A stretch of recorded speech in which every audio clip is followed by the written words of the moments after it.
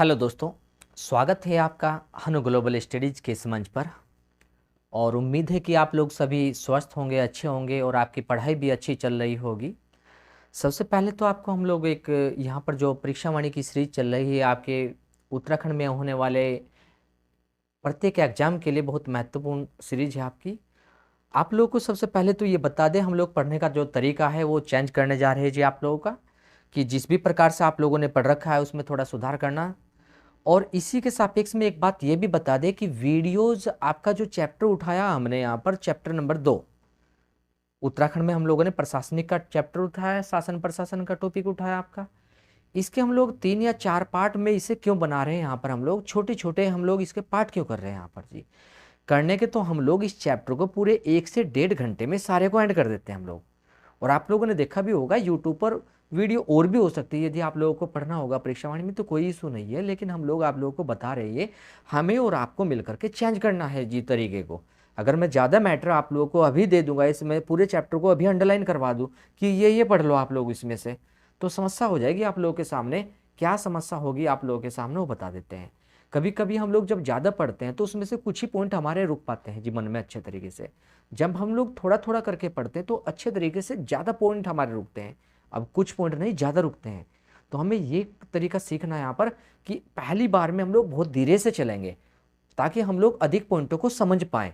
और जैसे उन्हें समझ पाएंगे फिर चैप्टर को हम लोग बहुत स्पीड से पढ़ेंगे। यहाँ पर आप लोग समझ लेना, जो तरीका आपको देने जा रहे हैं हम लोग ये वो तरीका देने जा रहे हैं कि परीक्षा वाणी आप लोगों की स्टार्टिंग में जब समाप्त करेंगे हम लोग तो टाइम लगेगा, अन्यथा जब समाप्त हो जाएगी आप लोगों की परीक्षा वाणी 2 या 3 दिन में ही एंड हुआ करेगी। तो आप लोग ध्यान देना जरा, हम लोग क्या करने जा रहे हैं जी। 2 या 3 दिन में कहने के लिए आप लोगों को लग रहा हो कि ये बहुत अतिशोक्ति वाली बात हो जाएगी, लेकिन वास्तविकता ये है कि 2 या 3 दिन हम लोग कहने के लिए नहीं कह रहे, ये होती है। और हम नहीं, बहुत बच्चे करते हैं जी, जिनके सिलेक्शन हो चुके हैं वो बहुत करते हैं जी, जो फाइनली है।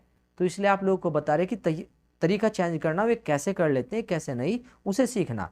हमारे साथ बहुत धीरे धीरे से चलना।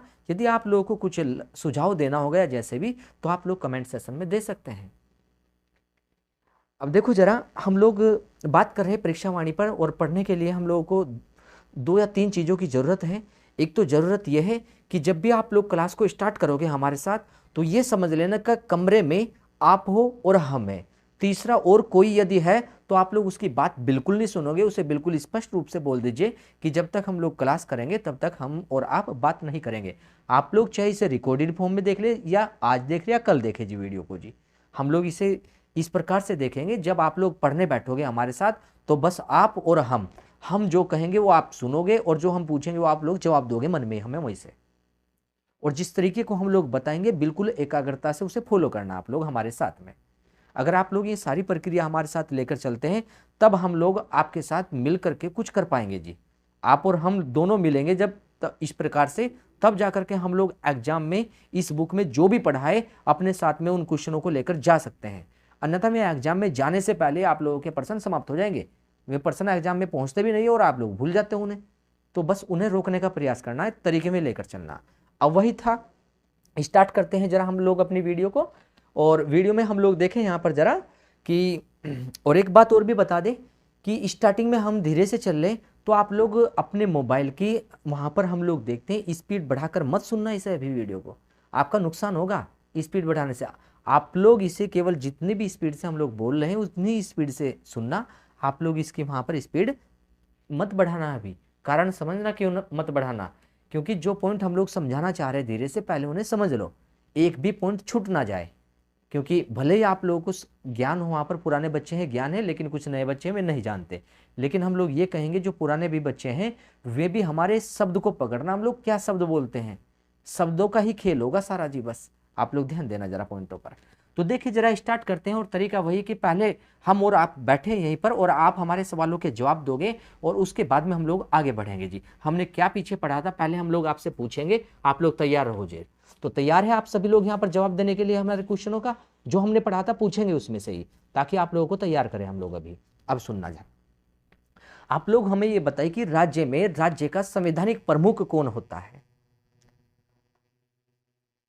तो आप लोग कहोगे राज्यपाल, राज्य का संवैधानिक प्रमुख होता है। राज्य में वास्तविक कार्यपालिका का प्रमुख कौन होता है? कार्यपालिका का वास्तविक प्रमुख कौन होता है राज्य में?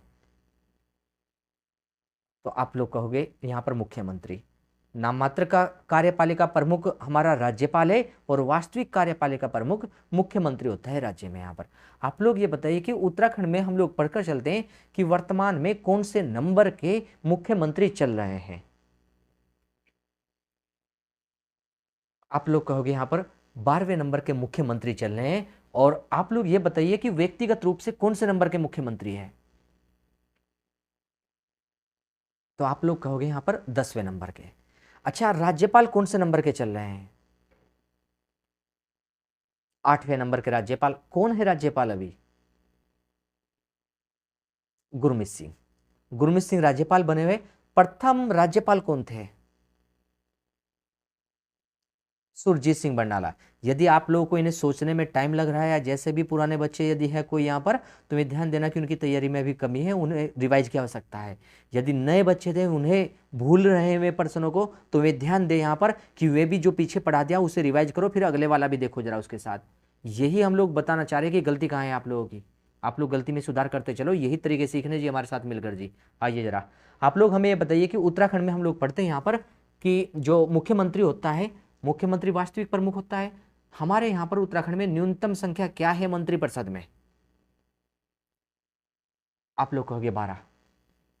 ये बताकर चलिए हमें यहां पर जो वर्तमान में हम लोग पढ़ते हैं यहां पर मुख्य सचिव, मुख्य सचिव कौन है उत्तराखंड में? राधा रतूड़ी। और प्रथम मुख्य सचिव कौन थे?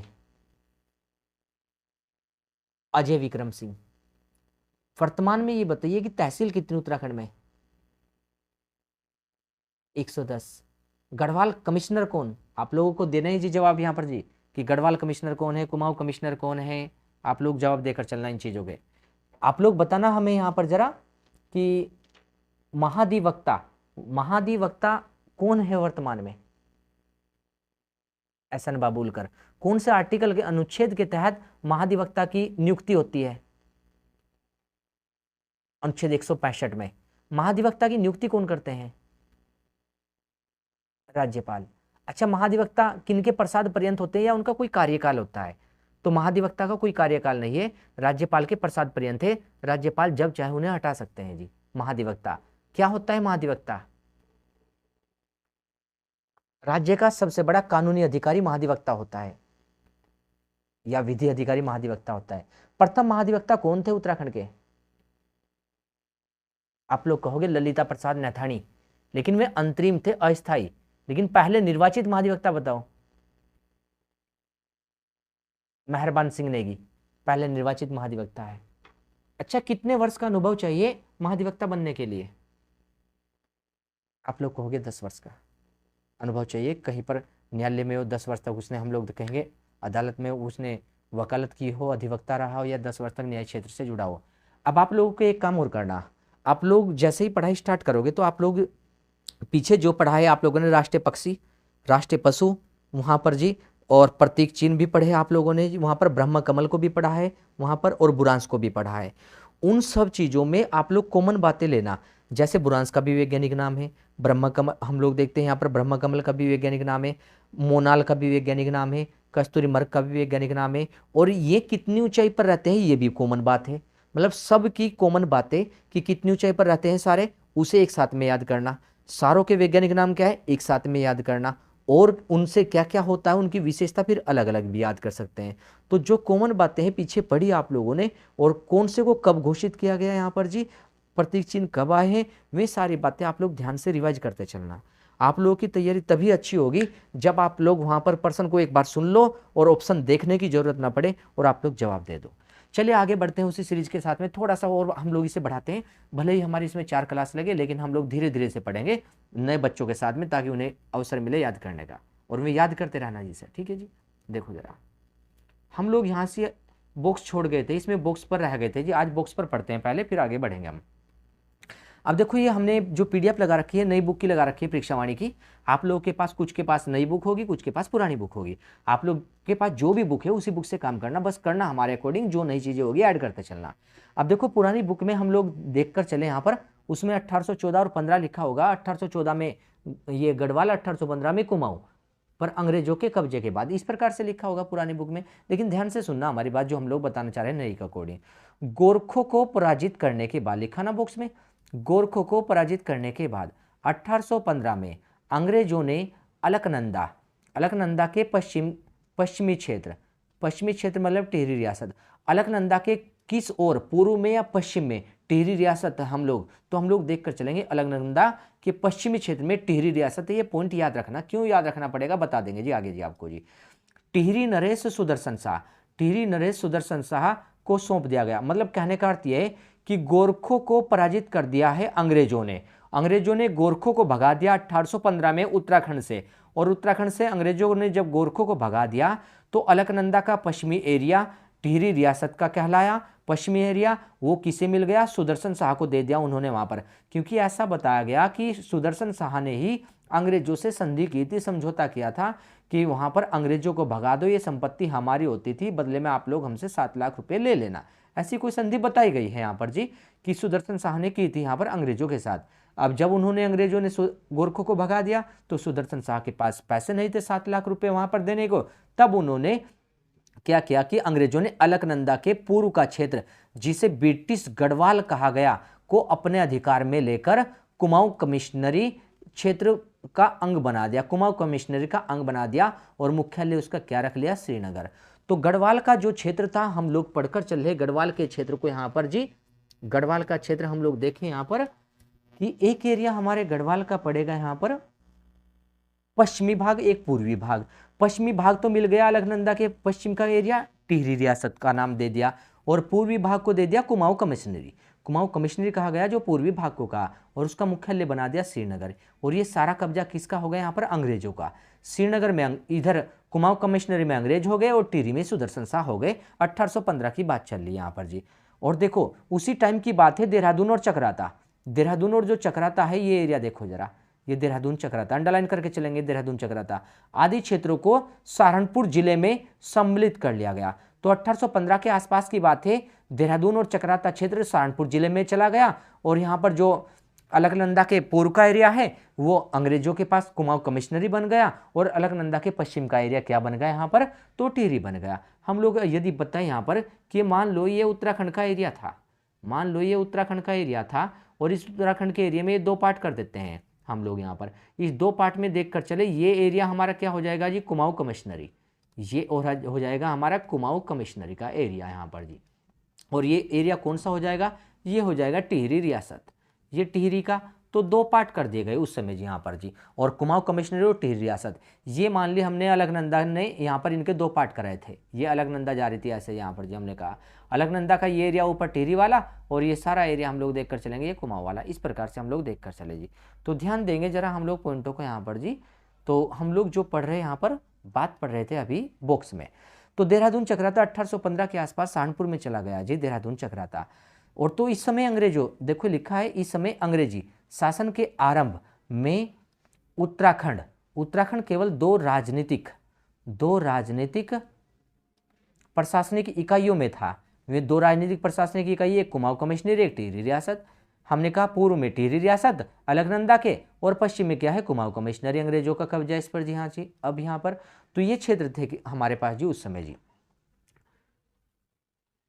तो जो पुरानी बुक वाले थे उन्हें क्या क्या ध्यान देना है कि देहरादून चक्राता किसके पास चला गया, सहारनपुर के। वे लिख सकते हैं 1815 के वे लिख सकते हैं 1815 के आसपास। 1815 के आसपास देहरादून चक्राता कहाँ चले गए, सहारनपुर में मिला दिए गए।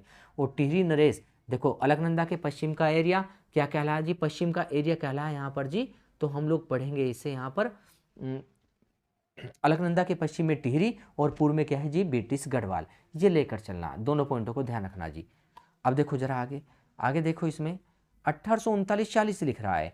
पुरानी किताब में हो सकता है कि 1840 ही लिखा हो केवल, लेकिन हम लोग देखकर चलेंगे 1840 ही जानकर चलना सबको जी। 1840 ही जानकर चलना सबको, काटना नहीं है, 39 को भी 40 ही याद रखना। लेकिन 1840 में ब्रिटिश गढ़वाल का मुख्यालय श्रीनगर से हटाकर कहाँ लेकर चले गए, पौड़ी में चला गया जी। मुख्यालय श्रीनगर में बना था उस समय, कुमाऊं कमिश्नरी नाम दे दिया था उसे सारे एरिया को, यहाँ पर था उस समय, और पौड़ी में चला गया। और 1840 में क्या किया, पौड़ी गढ़वाल नामक नए जिले का गठन हो गया। अब आप लोग बताओ, 1815 में हम लोग देखकर चले, उधर तो कुमाऊं कमिश्नरी थी 1815 में, वहां पर पड़ा। अब 1840 में क्या बन गया जी, पौड़ी जिला। तो प्रश्न बहुत इंपॉर्टेंट बन गया कि पौड़ी जिले का गठन कब हुआ, तो हम लोग कहेंगे 1840 में। और ब्रिटिश गढ़वाल का मुख्यालय श्रीनगर से हटाकर पौड़ी में कब गया, श्रीनगर से हटाकर पौड़ी में, तो हम लोग कहेंगे 1840 में। अब देखो नेक्स्ट प्रश्न को जरा, कुमाऊं मंडल का मुख्यालय, कुमाऊं मंडल का मुख्यालय कहाँ बना, नैनीताल में। और कब बना, 1855 के आसपास, 1854-55 में। आप लोग 55 को याद रखोगे, इंपॉर्टेंट फैक्ट पड़ेगा हमारे लिए कि 1855 में हम लोग देखकर चले, 1854-55 में कहाँ पड़ेगा, ये नैनीताल में। 55 को याद रखना है यहाँ पर, वो भी मुख्य है हमारे लिए जी। अब देखो देहरादून, ये 1871 दिया है यहाँ पर जी, 1871। 1871 में क्या किया, देहरादून को एक जिले के रूप में गठित कर मेरठ मंडल में सम्मिलित कर दिया गया। 1815 में कहाँ चला गया था लगभग जी, सहारनपुर मंडल के आसपास 1815 में जी लगभग जी, और ये 1815 के आसपास गया था वहाँ पर जी। और देखो जरा ये मेरठ में कब आ गया जी, तो हम लोग कहेंगे मेरठ में आ गया ये 1871 में, इंपॉर्टेंट है। तो देहरादून को मेरठ मंडल में कब शामिल किया, एक जिला बनाकर। अब ये जिला बना गया, उस समय केवल स्थान था, शहर था। अब यहाँ पर जिला घोषित कर दिया 1871 में, मेरठ जिले में शामिल कर दिया देहरादून को। 1891 में देखो क्या हुआ, कुमाऊं कमिश्नरी के तहत अल्मोड़ा और नैनीताल दो जिले और बन गए। अब ध्यान दो, 1840 में क्या बना, पौड़ी गढ़वाल। ध्यान से बातों को सुनना बस हमारी, आप लोग ये जितना ध्यान लगाओगे, एकाग्रता बढ़ाओगे, वही तरीके आप लोगों के काम आएंगे जो वहाँ पर अभी अल्मोड़ा नैनीताल 1891 के हैं। 1840 में क्या पढ़ा आप लोगों ने, पौड़ी गढ़वाल। और देखो यहाँ पर जरा, टिहरी रियासत स्वतंत्रता के बाद क्या हुआ, 1 अगस्त 1949 को, 1 अगस्त 1949 के पूर्व कुमाऊं मंडल में केवल 3 जिले, मतलब 1 अगस्त 1949 से पहले की बात चल रही है, कुमाऊं मंडल में 3 ही जिले थे यहाँ पर जी। 3 जिले कौन से थे में, पौड़ी बन गया था 1840 में, 1891 में अल्मोड़ा और नैनीताल 2 बन गए थे। अब 1 अगस्त 1949 को टिहरी बन गया। देखो अंडरलाइन करेंगे, पॉइंट बहुत मुख्य जी, पेपर में आता रहता है जी। टिहरी रियासत कब भारत का संघ बनाए, भारत में शामिल हुआ है, तो हम लोग देख कर चलेंगे 1 अगस्त 1949 को, डेट सहित याद रखना है। 1 अगस्त 1949 को टिहरी रियासत, 1 अगस्त 1949 को देखकर चलेंगे, टिहरी रियासत का भारत में विलय हो गया, भारत संघ में विलय। ये बहुत इंपॉर्टेंट फैक्ट है जी, यहाँ पर ध्यान रखना। भारत संघ में विलय कब हुआ इसका, तो देखकर चलेंगे 1 अगस्त 1949 को। आइए जरा, अब देखो हमने जो पढ़े हैं 4 पढ़ लिए जिले जी। अब 1 अगस्त 1949 को टिहरी रियासत, और 1840 में बताया आप लोग पौड़ी। आप लोग बताए 2 जिले बने 1891 में, कौन से होंगे, अल्मोड़ा और नैनीताल। हमारे साथ चलते रहे और जवाब देते रहे जरा, फिर आप लोग घर पर बैठ करके अलग से भी याद करना। अभी यही आप लोग समझ कर चलना, हम आपके साथ में बैठे हैं अभी और काम कर रहे हैं जी, दोनों बैठ करके, हम और आप। अब देखो 1960 में, आप लोग जब भी बैठो तो बिल्कुल शांत अकेले बैठो बस। 1960 में टिहरी जिले से उत्तरकाशी, बस यहाँ पर ध्यान दे, उत्तरकाशी, उत्तरकाशी, और यहाँ पर ध्यान दे चमोली, और अब देखें यहाँ पर जी पिथौरागढ़, ये ध्यान देंगे पिथौरागढ़। अब प्रश्न क्या हमारे पास, हम लोग बने यहाँ पर जी, बनाए गए नए जिले बनाए गए। ध्यान देना, जो जो बात अंडरलाइन की है केवल उसी को अंडरलाइन करना पहले। 1860 में उत्तरकाशी, 1860 में ही चमोली, और 1860 में ही पिथौरागढ़। तो 3 जिले उत्तरकाशी, चमोली और पिथौरागढ़ कब बने, सॉरी 1960 में, 1960 में बने। 1960 में 3 जिले बन गए। अब देखो उत्तरकाशी किससे अलग होकर, टिहरी जिले से। और देखो हम लोग पढ़े यहाँ पर चमोली किससे अलग होकर बना, पौड़ी से। और देखो अल्मोड़ा से अलग होकर क्या बना, पिथौरागढ़। अल्मोड़ा से पिथौरागढ़, टिहरी से उत्तरकाशी और पौड़ी से चमोली। उत्तरकाशी, चमोली और पिथौरागढ़ 3 जिले कब बन गए, 1960 में। आइए जरा आगे, 1969 में गढ़वाल मंडल गठित कर पौड़ी में मंडल मुख्यालय बनाया गया। तो गढ़वाल मंडल हम लोग देख कर चल रहे यहाँ पर जो लिखा हुआ है आपका कि गढ़वाल मंडल का गठन कब का है यहाँ पर, तो इसने लिखा है यहाँ पर गढ़वाल मंडल 1969। सबसे इंपॉर्टेंट फैक्ट है, अभी लेकर चलना जरा, इंपॉर्टेंट फैक्ट है। 1969 में गढ़वाल मंडल का गठन हुआ। गढ़वाल मंडल का गठन कब हुआ, 1969। और गढ़वाल मंडल का मुख्यालय किसे बनाया, पौड़ी को, पौड़ी में गढ़वाल मंडल का क्या बनाया जी, मुख्यालय। अंडरलाइन करके चलना जो बातें बनाई है। और देखो टिहरी, पौड़ी, चमोली, उत्तरकाशी ये बन गए ना जिले। अब को कुमाऊं मंडल से निकाल कर इसके अधीन कर दिया, किसके अधीन, गढ़वाल मंडल के अधीन जी। इन्हें कुमाऊं से हटा करके अब क्या नाम दे दिया कि गढ़वाल मंडल के अधीन है। अब तक जिले जो बने, टिहरी 1 अगस्त 1949, पौड़ी बताओ कब बना, 1840, चमोली कब बना, 1960, उत्तरकाशी 1960, आप लोगों ने चमोली, उत्तरकाशी, पिथौरागढ़ 3 पढ़े अभी, 1960 के। आगे चलो जरा अभी। जबकि यहाँ पर क्या रहे हैं, जबकि नैनीताल, अल्मोड़ा, पिथौरागढ़ को कुमाऊं मंडल के अधीन कर दिया, उस समय की बात है ये। हम लोग देखें 3 जिले दे दिए कुमाऊं मंडल में, यहाँ पर ये नैनीताल, अल्मोड़ा और पिथौरागढ़ को।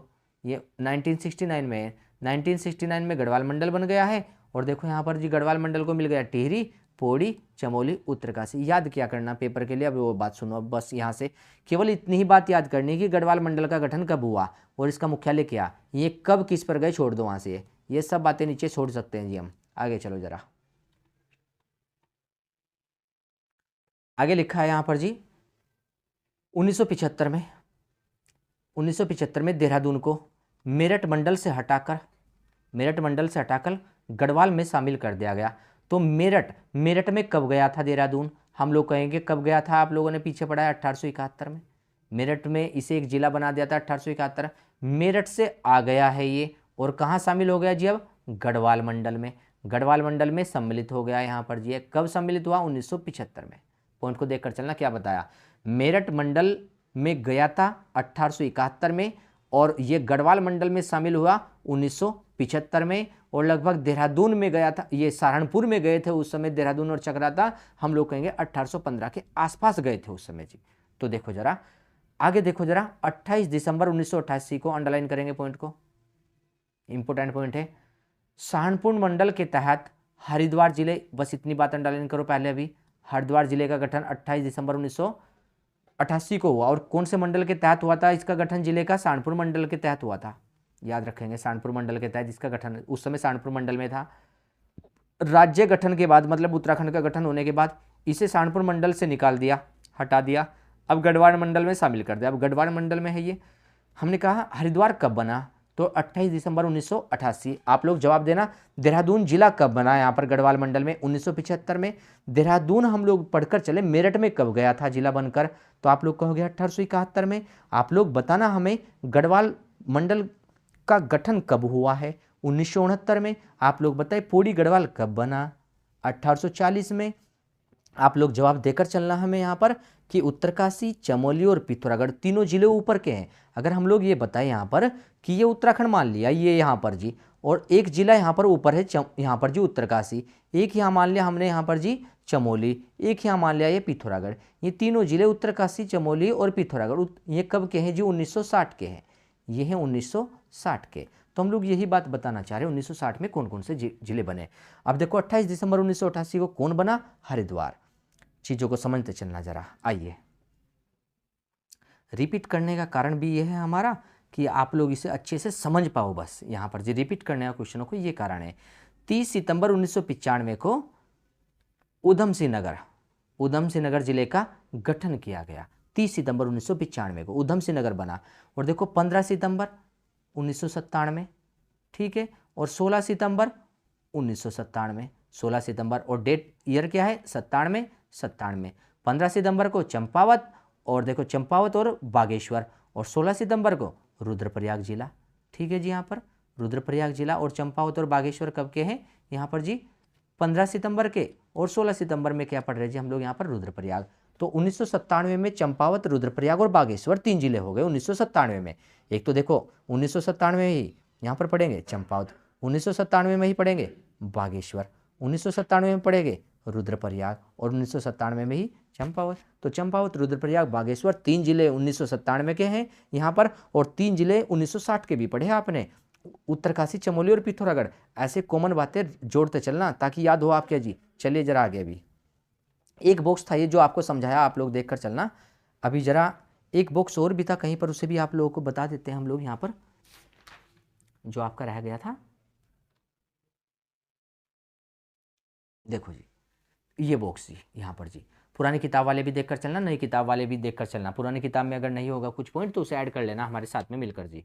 पुरानी किताब में जो पॉइंट इंपॉर्टेंट है, पुरानी किताब में ये पॉइंट नहीं है वहाँ पर कि देखो सर्वप्रथम राज्य के कुमाऊं क्षेत्र में 1819 में पटवारी के पद सर्जित किए गए। ये पुरानी कर इन्हें राजस्व संग्रह भू अभिलेखन आदि कार्यों के साथ ही पुलिस के भी कार्य सौंपे गए। अब देखो यदि ऐसे हम लोग करेंगे यहाँ पर तो कुछ याद नहीं हुआ जी आपके जी, ना कोई समझ आई अभी बात, तो आप लोगों को समझ कर चलना अब हमारे साथ में, ऐसे अंडरलाइन करते इसे तो 1 डेढ़ घंटे में सारा चैप्टर समाप्त हो जाता जी। 4 दिन की क्लास ना लगाते हैं हम लोग, इससे लाभ नहीं मिलने का आपको, तो आप लोग समझना हमारी बातों को हम लोग कहाँ पहुँचाना चाह रहे हैं आपको जी। तो देखो जरा कुमाऊं क्षेत्र में, कुमाऊं क्षेत्र में ध्यान दो जरा, 1819 को क्या देखना हमें, पटवारी के पद। तो पटवारी के पद हम लोग देखकर चले कब चले, 1819 में चले। और पटवारी को क्या काम दिया गया, राजस्व संग्रह। राजस्व संग्रह मतलब टैक्स इकट्ठा करना। और दूसरा काम क्या दिया, भूमि के अभिलेख साथ रखना। अभिलेख मतलब जो भी भूमि के लिखा जोखा है, लेखा जोखा जो भी है उसे रिकॉर्डेड रूप में रखना अपने पास में।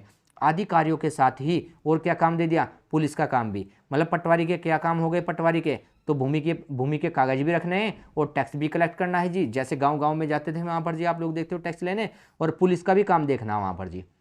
ये 1819 में पटवारी का पद बना करके ये सारे काम उसे दे दिए। लेकिन 1857 में क्या हुआ, 1857 की क्रांति हुई भारत में यहाँ पर जी। उसके बाद में 1857 के विद्रोह के बाद में अंग्रेज इस क्षेत्र में क्या करने लगे, नियमित पुलिस व्यवस्था की स्थापना करना चाहते थे कि यहाँ पर अलग से पुलिस व्यवस्था बना दो। जब 1857 की क्रांति हो गई थी कि कोई भी यहाँ पर इस प्रकार की क्रांति करेगा तो पुलिस उन्हें पहले ही दबा दे यहाँ पर जी, तो यहाँ पर पुलिस व्यवस्था अंग्रेज करने लगे थे। लेकिन क्या हुआ, लेकिन कमिश्नर रैमजे के कहने पर, कमिश्नर रैमजे हुए जो यहाँ पर उस समय थे, उनके कहने पर पूर्ववर्त व्यवस्था को रहने दिया गया। मतलब जो व्यवस्था पटवारी की चल रही थी वही चलाई गई। कमिश्नर रैमजे के कहने पर 1857 में वहाँ पर पुलिस व्यवस्था नहीं लाए। इस व्यवस्था पर मोहर लगाने के लिए 1874 में पटवारी के कार्यों संबंधित नोटिफिकेशन जारी कर दिया गया। तो हम लोग देखकर चले गए 1819 में पटवारी के पद बने थे और 1874 में इनके कार्य दे दिए गए यहाँ पर पटवारी के, और इसे नाम क्या दे दिया गया, राजस्व पुलिस नाम दे दिया गया इसको जी, राजस्व पुलिस। इंपोर्टेंट पॉइंट पड़ेगा जी हमारे लिए यहाँ पर जी, ये 1874 में नाम राजस्व पुलिस, राजस्व पुलिस हम लोग नाम लेकर चलेंगे, राजस्व पुलिस, राजस्व पुलिस नाम लेकर चलेंगे यहाँ पर जी इसका हम। तो देखिए जरा राजस्व पुलिस, तो राजस्व पुलिस कह दिया गया यहाँ पर 1874 में पटवारियों को जी। अब देखो वर्तमान में राज्य के लगभग 61% भाग पर, अंडरलाइन करेंगे पॉइंट इंपोर्टेंट है, यह व्यवस्था लागू है वर्तमान में, लगभग इतने दायरे में है जी यहाँ पर जो राजस्व पुलिस व्यवस्था अब भी चल रही है जी उत्तराखंड में। पर्वतीय क्षेत्रों में, पहाड़ी क्षेत्र में आप लोग देखते हो कि राजस्व पुलिस व्यवस्था चलती है। इस व्यवस्था में देखो क्या होता है कि पटवारी जो होता है, कानूनगो जो होता है, नायब तहसीलदार जो है, और तहसीलदार है, और परगना अधिकारी और जिलाधिकारी कमिश्नर आदि को राजस्व के साथ ही, मतलब टैक्स के साथ साथ में पुलिस का भी काम करना पड़ता है। तो यह व्यवस्था पहले से चली आ रही है, पटवारी भी इस काम को देख रहा है यहाँ पर जी, राजस्व पुलिस के काम को जी, जो पर्वतीय भूमि है वहाँ पर देख रहा है जी। यहाँ क्या करते हैं, अपराधों की जांच करते हैं, मुकदमा दर्ज भी करते हैं पहाड़ी क्षेत्र में, पहाड़ों में जी ऊपर जी पर्वतीय भूमि में, और अपराधियों को पकड़ने का राजस्व पुलिस की जिम्मेदारी है। ये राजस्व पुलिस को काम दिया हुआ जी ऊपर, जो चौकी और थानों का काम भी देख रहे जी पटवारी ऊपर जी। अब देखो जरा पिछले कुछ समय से राजस्व क्षेत्रों को, ये कह रहे हैं पिछले कुछ समय से राजस्व क्षेत्रों को सिविल पुलिस के हवाले करने की मांग हो रही है कि इनका कार्य अलग अलग कर दिया जाए। जो पटवारी का काम है वो केवल यहाँ पर भूमि की पैमाइश करना, उनका लेखा जोखा रखना होना चाहिए, और यहाँ पर सिविल पुलिस को ये काम दे देना चाहिए जो वहाँ पर अपराधों की जांच करना, मुकदमा दर्ज करना, अपराधियों को पकड़ना, ये काम उन्हें दे देना चाहिए यहाँ पर। और देखते हैं हम लोग चंपावत जैसे एरिया में इस प्रकार की व्यवस्था की राजस्व पुलिस को समाप्त करके हम लोग देखते हैं वहाँ पर सिविल पुलिस आ गई है चंपावत में जी। हम लोग देख कर चले उत्तराखंड में पहला जिला बनेगा वहाँ पर जी, तो मानकर चले पहला जिला उत्तराखंड का चंपावत, यहाँ पर जो सिविल पुलिस लेकर आया, जिसने राजस्व पुलिस व्यवस्था समाप्त कर दी, चंपावत जी। नोट कर लेना कहीं पर जी आप लोग जी। और देखो अंग्रेजी शासनकाल में कुमाऊं में कितने परगने थे, अंग्रेजों के शासनकाल में कुमाऊं में कितने परगने, 19 परगने। और कितनी पट्टियां थी उस समय, पट्टियां जो जमीन थी उनको बोल रहे वहां पर कहां तक उनका एरिया पड़ता था, एक पट्टी का एरिया, तो 125 पट्टियां थी, पटवारी क्षेत्र थे जो, उनको बोल रहे जी पट्टियां थी वहां पर जी, 125 पटवारी क्षेत्र या पट्टिया। परगने थे, परगने जिले के नीचे होते हैं जी। और देखो ये कुमाऊं में थे। गढ़वाल में कितने परगने, 11 परगने, और कितनी पट्टियां, 86 पट्टियां गढ़वाल में थी। ठीक है जी, यहाँ पर गढ़वाल में 86 पट्टियां और 11 परगने थे उस समय। ठीक है, अब ये बात हमने बॉक्स में जानी, दोनों बॉक्सों को समझा हम लोगों ने। इसके बाद में आगे देखो जरा, ध्यान देंगे आगे पॉइंट पर जी।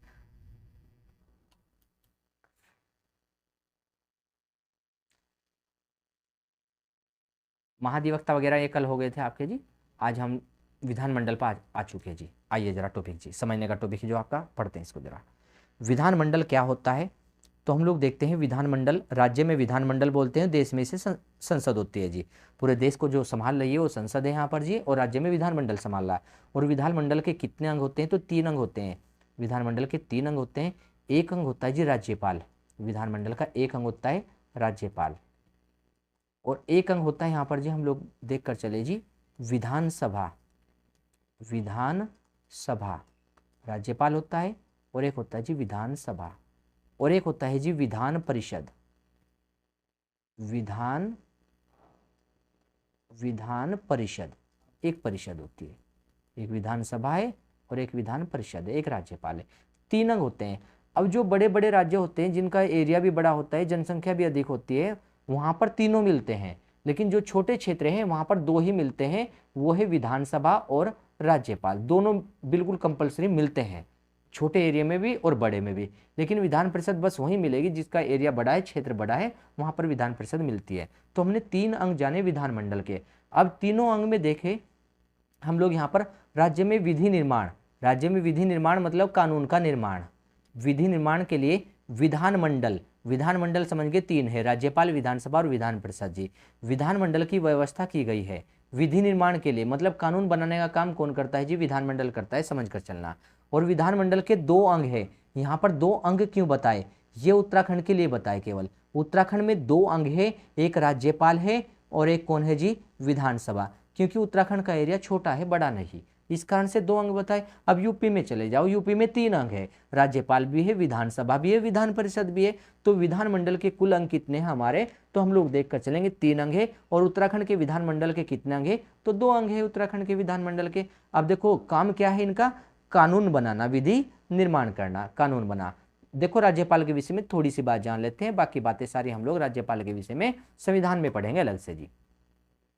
अब देखो जरा राज्यपाल के विषय में, इसमें लिखा है, देखो यहाँ पर कि विधानमंडल में सबसे ऊपर, विधानमंडल में सबसे ऊपर राज्यपाल का स्थान है। अब देखो देश में सबसे ऊपर किसका स्थान है जी, राष्ट्रपति का। या संसद में सबसे ऊपर किसका स्थान है, राष्ट्रपति का। और राज्य में सबसे ऊपर किसका स्थान है, राज्यपाल का। या विधानमंडल में सबसे ऊपर राज्यपाल। तो राज्य का प्रमुख होता है राज्यपाल और देश का प्रमुख होता है वहां पर राष्ट्रपति, यहाँ पर जी। इसलिए अब देखो राज्यपाल के हस्ताक्षर के बिना कोई कानून परिवर्तन में नहीं आ सकता। अब इसका समझो जरा, मतलब जब तक हम लोग देखें राज्यपाल हस्ताक्षर नहीं करेगा राज्य में किसी कानून पर, तब तो वो कानून लागू नहीं होने का। राज्य में राज्यपाल के हस्ताक्षर के बिना कानून नहीं चलेगा जी। अब देखो यहाँ पर जी आगे, अब कानून कैसे बनता है, विधानसभा में कोई कानून पास हुआ है और विधानसभा में पास होने के बाद फिर वो राज्यपाल के पास जाएगा, राज्यपाल उस पर हस्ताक्षर करेगा, तब जाकर वो कानून बनेगा। विधानसभा में जाएगा कानून, और प्रस्ताव जाएगा विधानसभा में। और प्रस्ताव कौन लेकर जाएंगे विधानसभा में, आप लोगों ने विधायकों को चुना है, आप लोगों के जो विधायक है वही विधानसभा में आपके प्रस्ताव को लेकर जाएंगे। और फिर उस प्रस्ताव पर वहां पर मतदान होगा, वो पास होना चाहिए या नहीं होना चाहिए, ऐसा मतदान होगा। यदि पास हो गया वो प्रस्ताव, तब वो राज्यपाल के पास जाएगा हस्ताक्षर के लिए। अब उस पर राज्यपाल हस्ताक्षर करे या ना करे ये राज्यपाल देखेगा। कभी कभी ऐसा हो जाता है कि राज्यपाल उस पर हस्ताक्षर नहीं करता और राज्यपाल ये कहता है कि ये राष्ट्रपति के नाम से हम लोग सुरक्षित रख रहे हैं, इसे कानून को, इस प्रस्ताव को राष्ट्रपति देखेंगे, राष्ट्रपति देखेंगे तब जाकर के इस पर हम लोग अपने हस्ताक्षर करेंगे या वहां पर ध्यान लगाएंगे इस पर कि करना या नहीं करना वहां पर जी। तो देखे कभी कभी राष्ट्रपति के नाम से सुरक्षित या आरक्षित रख लेता है किसी प्रस्ताव को राज्यपाल, उसके पास में पावर है। और कभी कभी ये भी कह देता है राज्यपाल कि आप लोगों ने जो प्रस्ताव ये पास करके लाए हो, आप लोग इस पर दोबारा से एक बार वहां पर सोच विचार कर लीजिए। और जैसे ये कहेगा कि पुनर्विचार कर लीजिए, राज्यपाल कहेगा, विधानसभा को कहेगा जो प्रस्ताव लेकर आए, तो पुनर्विचार का मतलब ये होगा कि दोबारा से विधानसभा उस प्रस्ताव को पास करेगी। जैसे ही दोबारा पास होकर आएगा राज्यपाल के पास, अब राज्यपाल को हस्ताक्षर करने होंगे। मतलब दोबारा से सुनना हमारी बात को, कोई प्रस्ताव था, विधानसभा में गया, विधानसभा से पास हो गया, पास होने के बाद राज्यपाल के पास गया। अब राज्यपाल उस पर हस्ताक्षर करे या ना करे, या उसे दोबारा से वहां से कहे कि पुनर्विचार करो आप। जैसे राज्यपाल ने कहा पुनर्विचार करो, तो दोबारा से पास करके लाओ, इसका मतलब ये होगा। दोबारा से पास होकर आ गया हो तो अब राज्यपाल मजबूर है, अब उसे हस्ताक्षर करने ही पड़ेंगे, अब नहीं भेज सकता जी वो दोबारा पास करने के लिए। ऐसा तो एक ही प्रस्ताव घूमता रहता है जी, राज्यपाल भेजेगा ऐसे जी? तो नहीं भेज सकता राज्यपाल, एक बार भेज सकता है केवल, या फिर दूसरी पावर उसके पास होती पहली बार में कि वो उसे पुनर्विचार के लिए ना भेजता, राष्ट्रपति के नाम से रोक लेता बस। चलो पढ़ते हैं जरा, आइए जरा। तो बिना राज्यपाल के हस्ताक्षर के कानून नहीं बनेगा। राज्यपाल के विधायी कार्यों, विधायी मतलब कानूनी कार्यों के अंतर्गत विधानसभा के अधिवेशन, अधिवेशन विधानसभा क्या है, जहां हम लोग देखते हैं विधायकों की बैठक चलती है विधानसभा, और अधिवेशन क्या है, बैठक। अधिवेशन को आहूत राज्यपाल, देखो राज्यपाल के विधायी कार्यों के अंतर्गत विधानसभा के अधिवेशन को आहूत करना, आहूत पर लिख देना जिसे नहीं मालूम है, यहां पर ओबलिंग लगाकर आहूत करना मतलब बुलाना, जिसे बात मालूम नहीं है, आहूत करना मतलब बुलाना। विधानसभा की बैठक को कौन बुलाएगा, राज्यपाल। विधानसभा की बैठक को बुलाने का आदेश देगा राज्यपाल। सत्र अवसान, सत्र अवसान का मतलब क्या होगा, अवसान मतलब समाप्त करना, अवसान का अर्थ होता है समाप्त करना, और सत्र मतलब बैठक, जो बैठक हमारी चली हुई है। आज हमने कहा 3 महीने के लिए लगातार हमारी बैठक चल रही है, 2 महीने के लिए बैठक चल रही है, उसे सत्र कहते हैं। आज भी बैठक हुई, कल भी होती है। वहाँ पर देखो कभी कभी शीतकाल में चलते कि शीतकालीन सत्र है, वर्षा काल में चलते वर्षाकालीन सत्र है, या मानसून कालीन सत्र है, ग्रीष्म काल में चलते ग्रीष्मकालीन सत्र है। 2-2, 3-3 महीने के लिए बैठक चलने लगती है, 4-4 महीने के लिए देखते हैं आप लोग यहाँ पर। तो हम लोग देखते हैं सत्र का अवसान मतलब आज अवसान होना है, आज समाप्त होना है, तो समाप्त करने की घोषणा कौन करेगा, राज्यपाल। सत्र की या बैठक की बुलाने की घोषणा कौन करेगा, राज्यपाल। आहूत मतलब बुलाना, सत्रावसान मतलब सत्र को समाप्त करना, और विघटन मतलब बीच में ही रोक देना, समाप्त भी नहीं होया अभी कि 3 महीने की बैठक थी, 3 महीने से पहले ही समाप्त कर दी बीच में ही, उसे कहते हैं विघटन। और विघटन को एक शब्द और दे सकते हैं, भंग, भंग करना या विघटन करना, तीनों पॉइंट याद रखेंगे। ये काम किसका है, राज्यपाल का। यहाँ पर करना है कि सत्र को बुलाना, सत्र का अवसान करना और विघटन करना या भंग करना, सारे कार्य किसके हैं विधानसभा में, तो राज्यपाल के। पर्सन निकालना जी यहाँ से, ऐसे ही मत हवा में पढ़ना जी, इसलिए आप लोग वहाँ पर ग्रोथ नहीं कर पाते नंबर में जी, आप लोग जल्दी में पढ़ते हो कि ये तो हम इस प्रकार से देख ले जी। आगे देखो जरा, इसके अतिरिक्त राज्यपाल को विधानमंडल के सत्र प्रारंभ होने पर सदन में अभिभाषण देता है। विधानमंडल का जैसे सत्र शुरू होगा तो राज्यपाल वहां पर अभिभाषण देता है। बजट रखवाता है जी, साक्ष्यों की निर्भरताओं का निश्चय करता है कि कोई भी वहां पर निर्भरता मतलब अयोग्य साक्ष्य तो नहीं है, उनका भी उन्हें के लिए कौन घोषणा करेगा, राज्यपाल की कोई अयोग्य साक्ष्य। विधेयकों को हमने वही बताया, विधेयक क्या होता है, विधेयक मतलब बिल या प्रस्ताव। विधेयकों को राष्ट्रपति के पास भेजने के लिए आरक्षित रख सकता है कि ये विधेयक हम पास नहीं कर रहे, इसे राष्ट्रपति के नाम से रोक रहे, इस विधेयक को या बिल को या प्रस्ताव को, इस विधेयक को, बिल को या प्रस्ताव को राष्ट्रपति के नाम से रोक रहे हम लोग, राज्यपाल ऐसा कर सकता है। तथा विशेष परिस्थितियों में जब सदन में सत्र न हो, सदन क्या है, सदन मतलब विधानसभा, विधानसभा को सत्र बोल रहे हैं अपने उत्तराखंड में, सब जगह सदन किसे बोलेंगे, हम लोग बोलेंगे संसद में बोलते हैं लोकसभा और राज्यसभा को, और विधानमंडल में बोलते हैं विधानसभा और विधान परिषद को सदन। तो देखो जरा, सदन, जब सदन सत्र में ना हो, सत्र में मतलब बैठक ना चल रही हो, सदन में बैठक चलेगी तभी तो कानून बनता है वहां पर जी। जब सदन की बैठक नहीं चल रही कानून कैसे बने। अब देखो, जब सदन सत्र में ना हो तो अध्यादेश जारी करने जैसे प्रमुख कार्य को भी करता है कौन, राज्यपाल। अब अध्यादेश इंपोर्टेंट फैक्ट है, इंपोर्टेंट फैक्ट है, यहाँ पर ध्यान देकर चलेंगे।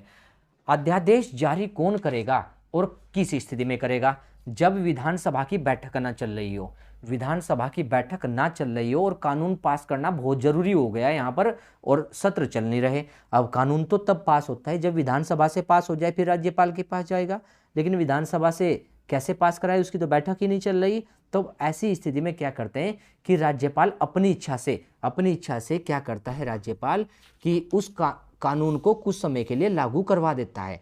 कितने समय के लिए लागू करवाता है, तो हम लोग कहेंगे यहाँ पर 6 माह के लिए, 6 माह के लिए। अध्यादेश उसे कहते हैं आधा आदेश, आधा आदेश 6 माह के लिए वो कानून चल जाएगा, 6 माह के लिए, जो वहां पर देखेंगे बहुत जरूरी था बनाना, लेकिन सत्र नहीं चल रहा था विधानसभा का, इसलिए कानून पास नहीं हो पाया। तो 6 माह के लिए उसके आदेश जारी करके, अध्यादेश जारी करके उस कानून को आगे चलवा सकता है राज्यपाल यहाँ पर जी।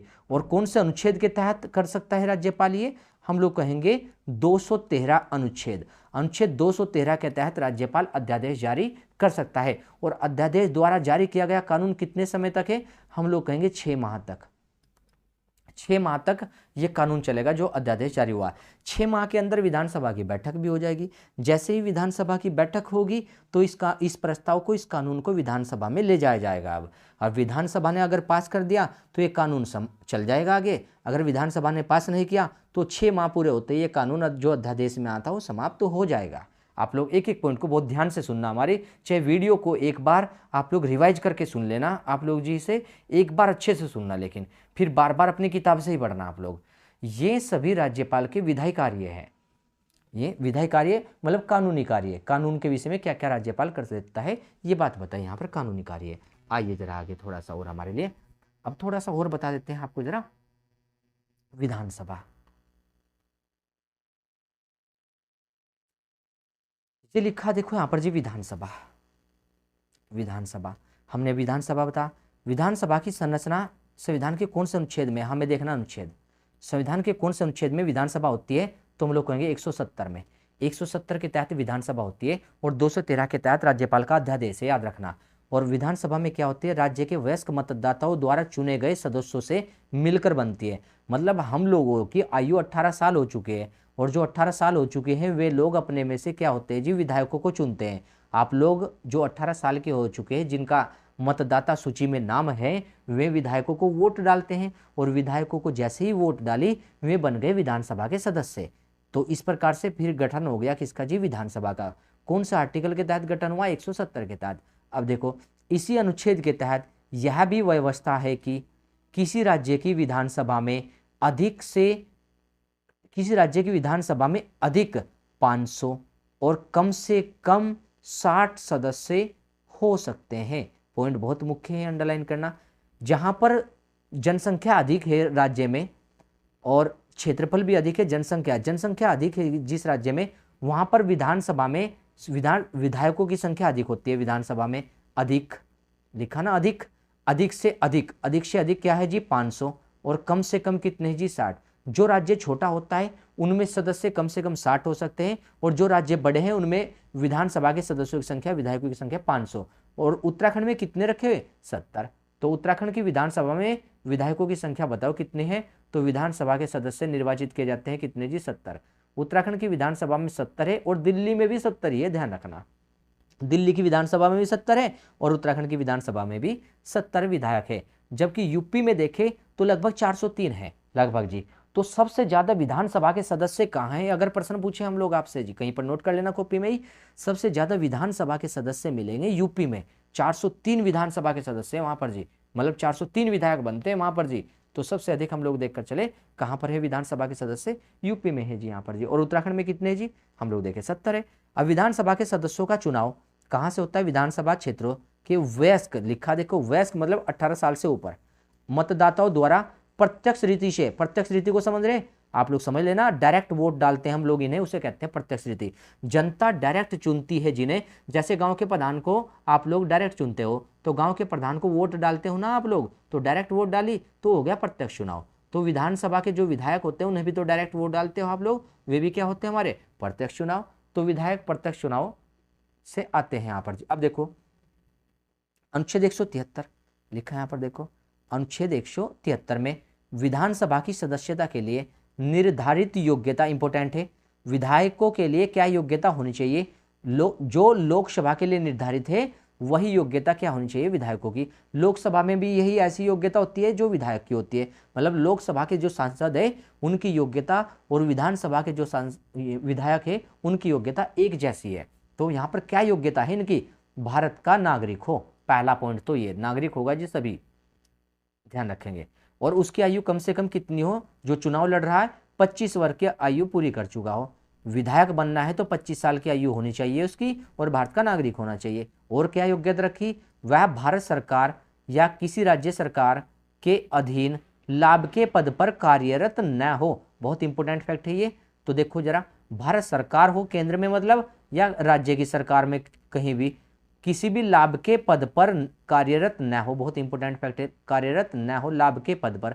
अब लाभ का पद किसे कहते हैं, जैसे आपकी सरकारी नौकरी लग गई, आपकी सरकारी नौकरी लग गई तो सरकार से आप लोग लाभ ले रहे, ये होते हैं लाभ के पद। तो जितनी भी गवर्नमेंट जॉब है वे सारी लाभ के पद में शामिल होती है। तो आप लोगों को पहले नौकरी वहाँ पर देख छोड़नी पड़ेगी, तब जाकर के आप लोग विधायक बन पाओगे। तो देखो जरा, लाभ के पद पर नहीं होना चाहिए, 25 साल आयु होनी चाहिए, भारत का नागरिक होना चाहिए, और देखो अनुच्छेद 173 के तहत ये योग्यता बताई है। अब देखो, संसद द्वारा बनाई गई किसी विधि के अधीन राज्य विधानसभा का सदस्य चुने जाने के अयोग्य न हो। अगर संसद ने कोई ऐसी विधि बना दी कि जो हम लोग देखते हैं उसके पास योग्यता है ही नहीं, तो फिर वहां पर नहीं लड़ पाने का चुनाव। संसद ने कोई कानून बना दिया। अब विधानसभा का सदस्य चुने जाने के बाद और पद ग्रहण करने से पूर्व राज्यपाल उसके प्रतिनिधि तीसरी अनुसूची के अनुसार शपथ दिलाता है। तो पॉइंट ये देखो जरा, शपथ कौन दिलाता है? तो हम लोग कहेंगे यहाँ पर राज्यपाल। शपथ कौन दिलाता है? राज्यपाल। केवल इतनी बात याद अंडरलाइन करना, और ये अंडरलाइन करना कौन सी अनुसूची के तहत? तीसरी अनुसूची के अनुसार। अनुसूची संविधान में कितनी है? 12 अनुसूची में से कौन सी अनुसूची के तहत शपथ मिलेगी विधायकों को? तीसरी अनुसूची। और कौन दिलाएगा? राज्यपाल। आगे देखो जरा, विधानसभा का कार्यकाल कितना है? विधानसभा का कार्यकाल होता है 5 वर्षों का, मतलब जितने भी विधायक आए हैं वे 5 वर्ष के लिए रह सकते हैं जी। तो इसे कहेंगे विधानसभा का कार्यकाल 5 वर्ष का। किंतु राष्ट्रीय आपात, यदि देश पर आपात लग गया, आपातकाल की घोषणा लग गई, देश में आपात लग रहा है जी, घोषणा के परिवर्तन की स्थिति में, मतलब आपातकाल लगा हुआ देश पर, और विधानसभा की अवधि को 1 वर्ष के लिए बढ़ाया जा सकता है। जैसे आपातकाल लगा देश में, तो इसी के साथ में आप लोगों को ध्यान देना होगा, अगर ऐसी स्थिति होगी कि देश पर कोई युद्ध चल रहा है, संकट आ रखा है, और देश में घोषणा कर दी कि आपातकाल की घोषणा हो रही है, देश में राष्ट्रीय आपात हो रहा है जी, तो उस स्थिति में क्या हम लोग यहाँ पर चुनाव करा ले? उधर तो देश लड़ रहा दूसरे देश के साथ में, इधर हम लोग चुनाव में बिजी हो जाए तो प्रॉब्लम हो जाएगी जी। तो हम लोग कहेंगे जब आपातकाल लगा हो तो उस समय भले ही कार्यकाल 5 साल का पूरा हो गया था, इसके कार्यकाल को बढ़ा दिया जाएगा। कितने समय के लिए विधानसभा के कार्यकाल को बढ़ाया जाएगा? 1 वर्ष के लिए, 1 वर्ष के लिए। लेकिन यदि फिर भी आपात न हटा, देखो इसने लिखा, लेकिन इस प्रकार बढ़ाई गई अवधि आपातकाल के समाप्त होने के 6 महीने से अधिक समय के बाद जारी नहीं रह सकती। इसका अर्थ समझना, 1 वर्ष के लिए बढ़ा दी एक बार में यहाँ पर कि 5 वर्ष पूरे हो गए थे और इधर आपात लग गया, तो हम 1 साल के लिए और यहाँ पर विधायकों का काल बढ़ा दें। लेकिन फिर से हमें लगा कि आपातकाल समाप्त नहीं हुआ, फिर से 1 साल और बढ़ा सकते हैं जी। लेकिन जैसे ही आपातकाल समाप्त हो गया, तो आपातकाल समाप्त होने के 6 महीने के अंदर, आपातकाल की घोषणा जैसे आज कर दी कि समाप्त हो गया जी आपातकाल, अब 6 महीने के अंदर क्या करना पड़ेगा जी? चुनाव करा करके हमें तुरंत से यहाँ पर जी नए विधायक लाने पड़ेंगे 6 महीने के अंदर, इस प्रकार से। अब यहाँ पर लिखा विधानसभा का विघटन। विघटन मतलब विधानसभा को समाप्त करना, भंग करना। कितने समय? उसके 5 वर्ष पूरा होने के पूर्व भी किया जा सकता है। देखो जरा, मतलब 5 साल के बाद भी चल सकती है ना, यदि आपात लग गया, 1-1 साल बढ़ा दो वहां पर आपातकाल में तो। और देखो, लेकिन 5 साल से पहले भी जा सकती है क्या विधानसभा? देखो जरा, उसके 5 वर्ष पूरा होने के पूर्व भी उसका विघटन किया जा सकता है। यहाँ पर जी ये लिखा ना, विघटन यहाँ पर पूरा किया हो सकता है। तो 5 साल से पहले भी विधानसभा को भंग कर सकते हैं। इसका विघटन कौन करेगा? मंत्रिपरिषद की सलाह पर राज्यपाल करेगा। इंपॉर्टेंट फैक्ट है, अंडरलाइन कर देना कि विधानसभा को कौन भंग कर सकता है? तो राज्यपाल भंग कर सकता है। और किसकी सलाह से कर सकता है? मंत्रिपरिषद की। और मंत्रिपरिषद में कौन होते हैं? मुख्यमंत्री होता है और उसके नीचे कैबिनेट मंत्री और राज्य मंत्री होते हैं जी। तो मुख्यमंत्री की जो परिषद है वो मंत्रिपरिषद है, तो वे होते हैं वहां पर। तो इनकी सलाह से राज्यपाल भंग कर सकता है। क्यों भंग करेगा? क्योंकि हो सकता है कि मुख्यमंत्री को ऐसा लगने लगे कि जो तुम्हारी मंत्रिपरिषद है, जो तुम्हारे विधायक है, वे तुम्हारे फेवर में नहीं है, तुम्हारी बात नहीं सुन रहे हो, तुम यहाँ पर कानून के अनुसार चलना चाह रहे हो और वे कानून का उल्लंघन कर रहे हो, या एक प्रकार से कह सके कि संवैधानिक तंत्र विफल हो गया है। एक प्रकार से ये कहें हम लोग, मुख्यमंत्री यहाँ पर संविधान के अनुसार कार्य नहीं कर पा रहा है जी, ये कहें, तो राज्यपाल फिर क्या कर सकता है? उस विधानसभा को भंग करके नए चुनाव करवा सकता है। ऐसी स्थिति में क्या होता है? राष्ट्रपति शासन लागू होने की स्थिति में, राष्ट्रपति शासन लागू होने की स्थिति में भी विधानसभा को विघटित किया जा सकता है, मतलब भंग किया जा सकता है। राष्ट्रपति शासन जैसे हम लोग देखकर चलते हैं, जब हरीश रावत जी का टाइम था उस समय राष्ट्रपति शासन यहाँ पर लग गया था, तो हरीश रावत जी की जो सरकार थी वहाँ पर जी हम लोग देखेंगे वो विघटित हो गई थी कुछ समय के लिए। अब लिखा विधानसभा की बैठक में गणपूर्ति के लिए कम से कम 1/10, इंपोर्टेंट पॉइंट अंडरलाइन करना ये पॉइंट, गणपूर्ति के लिए किसकी बैठक में? विधानसभा की। विधानसभा की बैठक है गणपूर्ति कितनी चाहिए? 1/10 सदस्य उपस्थित होने अनिवार्य है। यह संख्या किसी भी हालत में 10 से कम नहीं हो सकती। मतलब समझना आप लोग क्या कहना चाह रहा है ये पॉइंट, ये कहना चाह रहा है कि आप लोगों के पास में हम लोग देख कर चले, यहाँ पर 70 विधायक है, यदि 70 विधायक है तो 70 के 1/10 यदि आएंगे यहाँ पर तो बैठक चलाएंगे, अन्यथा नहीं चलाएंगे। इसे कहते हैं गणपूर्ति। गण पूर्ति मतलब संख्या की पूर्ति, संख्या इतनी होनी चाहिए मिनिमम, मतलब 1/10 होने चाहिए 70 के, तब चलाएंगे। और किसी भी कंडीशन में 1/10 यदि देख कर चलते हैं, हमारे 1/10 9 बैठते हैं, अगर 1/10 कहीं के 9 बैठते हैं तो हम लोग क्या कह रहे हैं यहाँ पर कि 10 सदस्य तो कम से कम आने चाहिए जी, इससे कम पर बैठक नहीं लेने के हम जी। और देखो जरा विधानसभा का सत्र, देखो यहाँ पर विधानसभा का सत्र वर्ष में कम से कम की बात है ये, विधानसभा का सत्र वर्ष में कम से कम 2 बार आहूत मतलब बुलाया जाना आवश्यक है, तथा किन्हीं 2 सत्रों के बीच, 2 सत्र मतलब 2 बैठक, आज एक सत्र चल रहा है, एक बैठक चल रही है हमारी 2 महीने की 3 महीने की बैठक चली हुई है, फिर दूसरी बैठक स्टार्ट होगी बाद में जी हमारी, तो हमने कहा 2-3 महीने के लिए एक बैठक चली या एक सत्र चला, किन्हीं 2 सत्रों के बीच 6 माह से अधिक अंतर नहीं होना चाहिए, कि एक सत्र आज हो गया तो 6 महीने के अंदर दूसरा सत्र हो जाना चाहिए, यहाँ पर जी अंतराल नहीं होना चाहिए ये कह रहे। विशेष परिस्थिति में भी विशेष सत्र भी बुलाए जा सकते, कौन बुलाएगा? राज्यपाल। यदि ऐसा लग रहा है कि सत्र बुलाना बहुत जरूरी हो गया तो राज्यपाल सत्र को बुला सकता है कभी भी। संविधान के अनुच्छेद 178 के अनुसार विधानसभा के सदस्य में अपने में से, विधानसभा के सदस्य अपने में से किसी एक सदस्य को अध्यक्ष और एक अन्य को उपाध्यक्ष बना देते हैं। तो आप लोग समझो जरा, क्या अध्यक्ष के लिए हम लोग देखकर चले, यहाँ पर डायरेक्ट चुनाव हुआ है विधानसभा के अध्यक्ष के लिए? क्या विधानसभा के उपाध्यक्ष के लिए भी डायरेक्ट चुनाव हुआ है? तो नहीं हुआ है।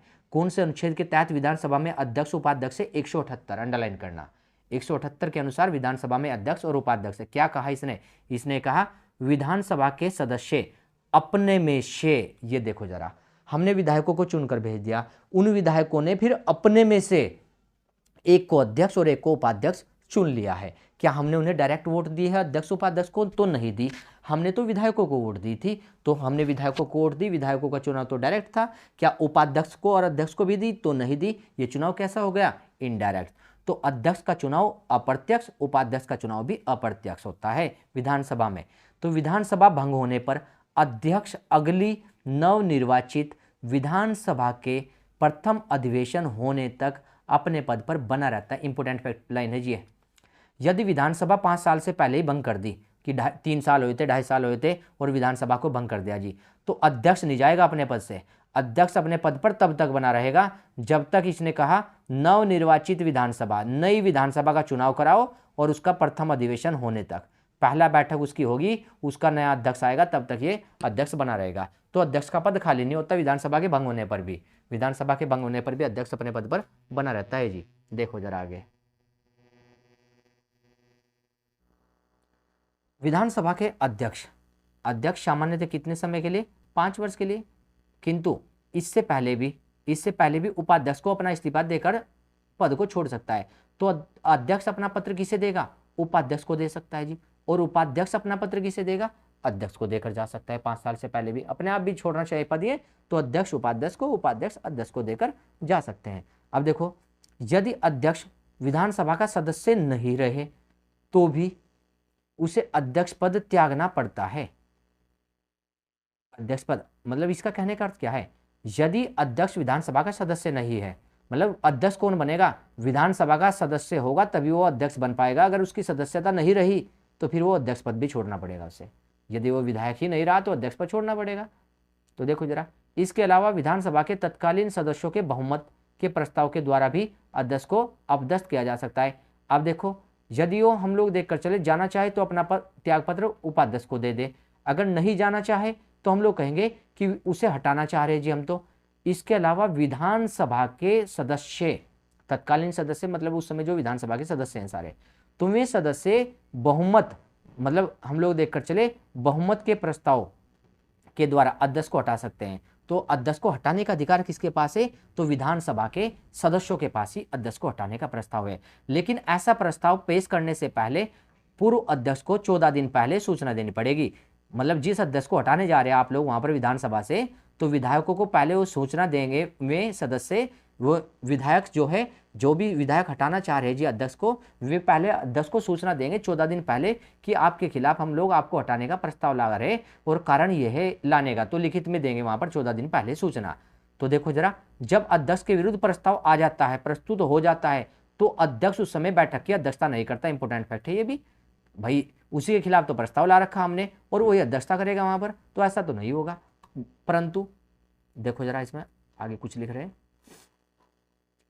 परंतु भाग ले सकता है, मतदान दे सकता है, बैठक में तो भाग लेगा, मतदान का पूर्ण अधिकारी है, मतदान भी देगा प्रस्ताव में कि हाँ मैंने ऐसे नहीं किया, वहां पर जी प्रस्ताव यदि पास होने लगे। ठीक है। विधानसभा का अध्यक्ष वही कार्य करता है जो लोकसभा के अध्यक्ष का है। केंद्र में संसद में लोकसभा के अध्यक्ष और राज्य में विधानसभा का अध्यक्ष, बिल्कुल सेम कार्य है। तो हम लोग यहीं पर छोड़ देते हैं, वीडियो लंबी ना हो, इसे एक क्लास या 2 क्लास में चैप्टर को समाप्त कर देंगे हम लोग थोड़ा थोड़ा इसलिए ले रहे ताकि आप लोग पॉइंटों को पहली बार में समझ लो, और समझने के बाद फिर आप लोग कितनी स्पीड से पढ़ना, पहले आप लोग धीरे से चलो हमारे साथ। यकीन मानना एक दिन आप लोग उन पुराने बच्चों को भी पीछे हटाओगे जो लोग कहते थे हम लोगों का उत्तराखंड बहुत अच्छा है जी। आप लोग देख कर चलना जरा कुछ समय बाद, लेकिन जो हम लोग कहेंगे उस तरीके से आप लोग फॉलो करना चीज़ों को जरा जी। तो मिलते हैं नेक्स्ट क्लास में आप लोगों से हम। अगर कोई भी आप लोगों को यहाँ पर डाउट हो गया, कुछ पूछना होगा, जो भी आप लोगों को जानकारी चाहिए तो आप लोग कमेंट सेक्शन में छोड़ सकते हैं। और वीडियो कैसी लगी आप लोग हमें बताकर चलना, क्योंकि आपके इस बताने से, कमेंट से हम लोगों के अंदर ऊर्जा आती है, हमें मालूम होगा यहाँ पर कि हम लोग सही डायरेक्शन में आप लोगों के लिए काम कर पा रहे हैं जी। यहाँ पर जी आप लोगों की का जो कमेंट होता है वही हमें ऊर्जा देकर चलता है। ठीक है, मिलते हैं नेक्स्ट क्लास में हम लोग आपसे। धन्यवाद।